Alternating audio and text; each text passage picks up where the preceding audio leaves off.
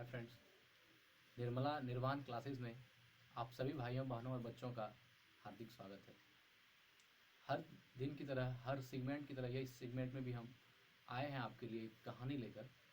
ये कहानी भारत के बहुत बड़े महर्षि स्वामी विवेकानंद के जीवन पर आधारित है। इसी पर आज हम लोग बातें करेंगे।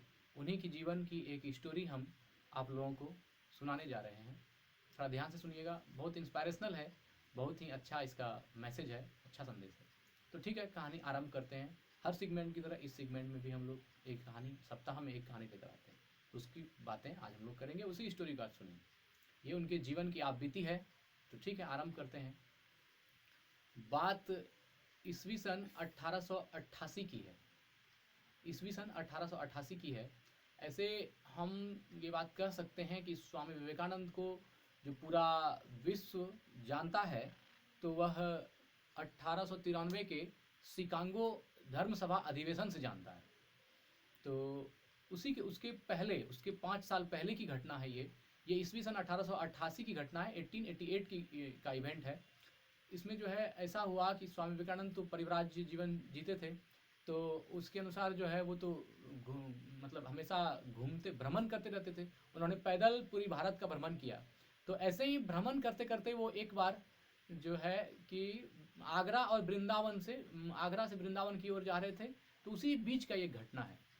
तो वो सन्यासी थे, तो वो अपना घूमते हुए जा रहे थे, घूमते घूमते जा रहे थे। एक संध्या की बात थी, एक शाम को जो है, एक ऐसा शाम ऐसा था कि कुछ लोग जो है, कुछ मजदूर लोग जो कि शूद्र कास्ट के लोग थे, नीचे कास्ट के लोग थे, जिन्हों के हम लोग शूद्र कहते हैं, या जिसको समाज में अच्छी ये नहीं दी जाती है, जो कि गलत है, सरासर गलत है।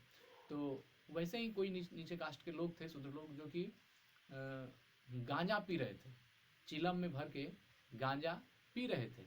तो स्वामी विवेकानंद ने जब देखा कि ये मजदूर लोग शाम को अब घर जाते समय जो है कि गांजा पी रहे हैं, तो शायद इनको भी गांजा से कुछ पहले से पूर्व परिचित होंगे। तो इन्होंने जो है कि उससे जाके उस मजदूर से ये रिक्वेस्ट किया कि भाई थोड़ा हमको भी 1-2 चिलम जो है, 1-2 कस लगाने दो गांजा का। तो मजदूर लोगों ने कहा कि आप सन्यासी आदमी और आप गांजा पियोगे। बोला अरे ऐसा तो नहीं कि मैं पेशेवर गांजेड़ी हूँ, मैं बार बार पीता हूँ। अरे आज इच्छा हुई तो मैं, मेरा पीने का चॉइस हुआ, तो वो ऐसा बोले। तो फिर उन्होंने कहा पीने तो दे दूँ मैं, कोई बात नहीं, लेकिन बात यह है कि हम जो है शूद्र लोग हैं और हमारी जो कास्ट है बहुत नीचे कैटेगरी के हम लोग, हमारी जाति व्यवस्था, वर्ण व्यवस्था बहुत नीची है। तो आप अगर मेरा जूठा पियेंगे तो ये सही नहीं होगा। इससे अच्छा तो यही है कि आप ना ही पिएं तो बेहतर है, अपना धर्म भ्रष्ट क्यों कर रहे हैं, ये अच्छा चीज़ नहीं है। तो स्वामी विवेकानंद को भी लगा हाँ अरे शूद्र के साथ में क्यों पीऊँ। तो चूंकि पूर्वाग्रह हर महापुरुष में कुछ न कुछ, हर लोगों में होता है, तो ऐसा उनके साथ भी था। तो ऐसा हुआ तो वो क्या हुए, वो निकल गए वहाँ से। उन्होंने गांजा नहीं पी, वो निकल गए। तो जब कुछ दूर गए तो फिर उनको कुछ दूर जाने के बाद फिर ध्यान में आया कि अरे मैं तो सन्यासी हूँ, मेरा क्या, मेरा धर्म और ये जाति और इससे क्या मतलब है। हमारे लिए तो वह सब मेरा जाति है, जिसमें जो है कि एक चेतन तत्व हर जिस जिस शरीर में है वो सब मेरा अपना है। विश्व बंधुत्व का मैं बात करता हूँ। और यहाँ पर मतलब एक छोटी सी बात के लिए वो नीचे कास्ट का है तो उसका जूठा मैं कैसे पीऊँ।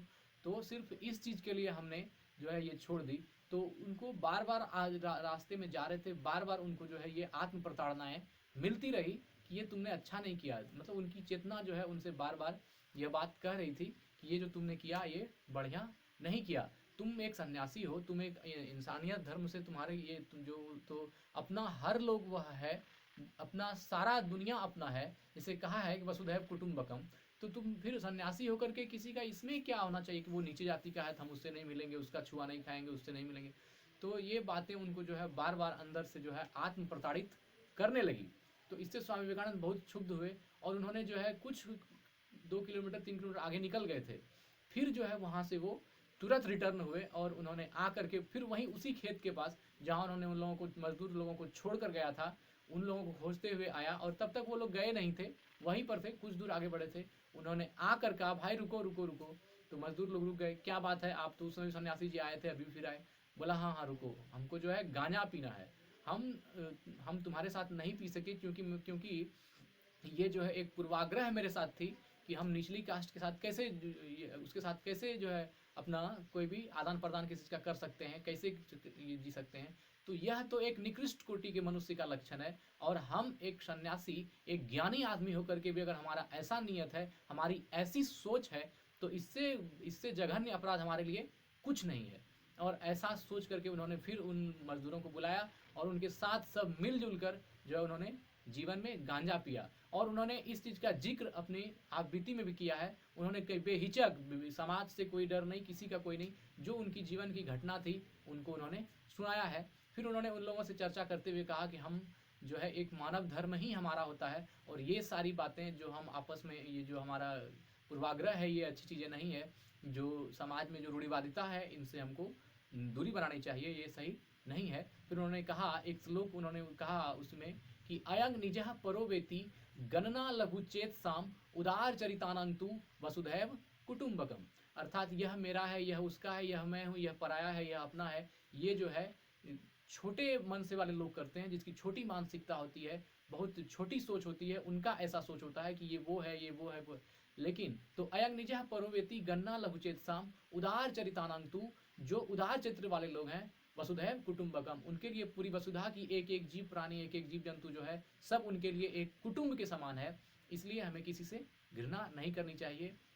तो बस यहीं पर कहानी खत्म हुई। उसके उन्होंने, स्वामी जी ने, मतलब उसके बाद उनके साथ सेवन किया नशा का, उसके बाद वो चले गए। तो ये घटना उन्होंने अपनी पुस्तक में लिखी, और उन्हीं का आज एक छोटा सा सेगमेंट हम आप लोगों के सामने प्रस्तुत किए। और हाँ, इस कहानी से मैसेज यही मिलती है, हमें अपना सोच जो है बड़ा रखना चाहिए। एक चेतन तत्व हर शरीर में निवास करता है, इसलिए हर चीज़ के प्रति, सजीव हो, निर्जीव हो, जड़ पदार्थ हो, हर चीज़ के प्रति अपना जो है एक दृष्टिकोण अच्छा होना चाहिए, क्योंकि एक ही चेतन तत्व हर चीज़ में समाया हुआ है, इसलिए उनका सम्मान करना चाहिए। किसी के प्रति घृणा का भाव, किसी के प्रति मतभेद, ये मनुष्यता का लक्षण नहीं है, इंसानियत के खिलाफ है। धन्यवाद। इस कहानी में आज इतना ही। मिलते हैं अगली स्टोरी अगली बार लेकर के। धन्यवाद। निर्मला निर्वाण क्लासेस में आप सबों का बहुत बहुत स्वागत है। आप सबों के हृदय बैठे अंतरात्मा को हमारा नमस्कार। अगर हमारा वीडियो अच्छा लगता हो तो हमारे चैनल को सब्सक्राइब करें, साथ ही बेल आइकन प्रेस करें। धन्यवाद।